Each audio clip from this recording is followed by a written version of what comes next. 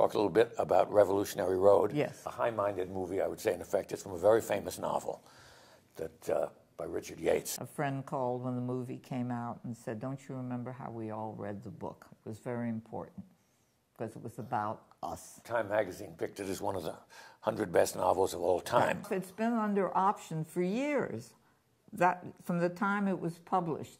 So if you want to talk about a long time, 61, where are we, in 09? Almost 50 years? Yes, yeah. To get made. To get made. This is a movie that, strangely enough, some people have said it's the greatest movie of the decade. Other people really don't like it. I liked it. I liked it a lot. The story basically is a couple, Kate Winslet, Leonardo DiCaprio, who were in Darien in Connecticut, and it's in a suburb, and they hate it, and the suburb's awful, and things go. Takes place in the 50s. He secretly wants to be a writer. He thinks he should be a writer. Go to Paris and be a writer. She thinks she should be a great actress. Now, the point of the movie, which many people don't get, is that it's a movie about people whose ambition exceeds their grasp. They belong exactly where they are in suburbia. Yeah. It is not a thing against suburbia. This is where these people belong.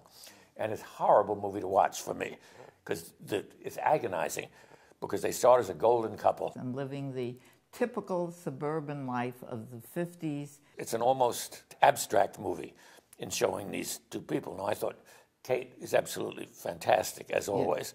And I've always thought that Leonardo was sort of a baby-faced pretty boy. You think Bill Holden should play that part. In other words, somebody's man in the gray flannel suit. Was Gregory Peck playing that part. That's right. Yeah. But it's that sort of person instead of this baby face. But he actually is a pretty good actor, I'm amazed to say. He's very good. I think the problem for me for the movie was it's my time in the world, and I remember how isolated women who had had dreams of not being an actress, but you go to college and you think you can be have a career, to be a chief secretary, and that's all you could be, or a stewardess. In fact, it's about realizing what you thought was going to be your potential. I didn't think enough time was devoted by either the script or the director, who I don't think really understood what it was to be a woman in that time. He accuses her of just being crazy and overdramatic. But what she was isolated in a world where women were supposed to just be attractive, which is shown best in Mad Men, which is the same time, isn't it? Yes. That television show. This is where I differ with your talk about the 50s and women who wanted to exercise their potential. She did not have the potential of what she wanted to be. That, to me, is the tragedy of the story and of many, many people in America. This is what this book is about. It is not about what you just said of women allowed to exercise their potential. DiCaprio's part much more conforms to this thing of conformity, that you hate conformity. There's some wonderful shots on the station platform. Coming into Grand Central Station. 500 men all wearing hats and Brooks Brothers suits and ties. That's right.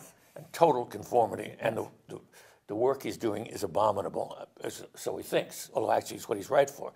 His father was a salesperson for this company called Knox, I think, in the movie. And it's which supposed to be like IBM. Like IBM. And so he's the victim of this conformity.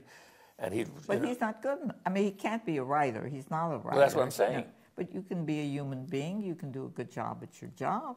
But he sees himself as a writer. And that's his mistake, the same way.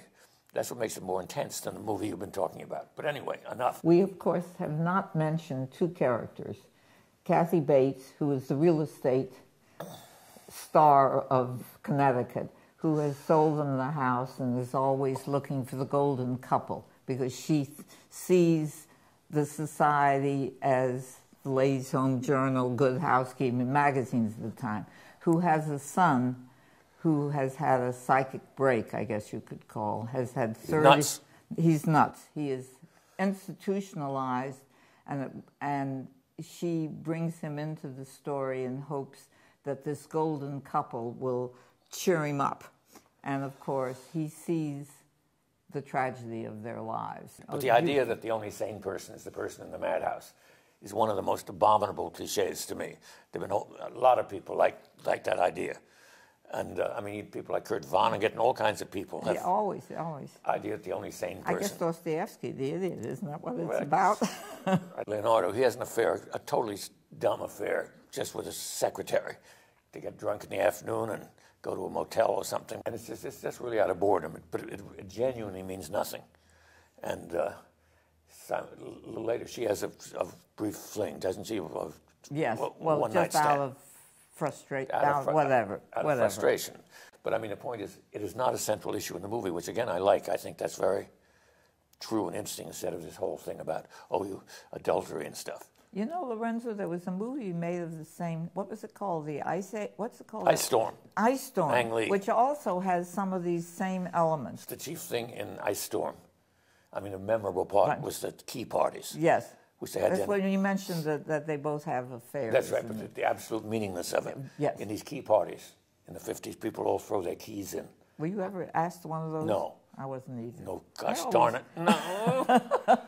But anyway, I say it's a movie that it's not boring. It'll give you some people to talk about because it is about American life. This movie personally involved me. Yeah, it deals with marriage and family life and dreams. Hopes and ambitions. Visions, yes. And I guess that everyone can relate to.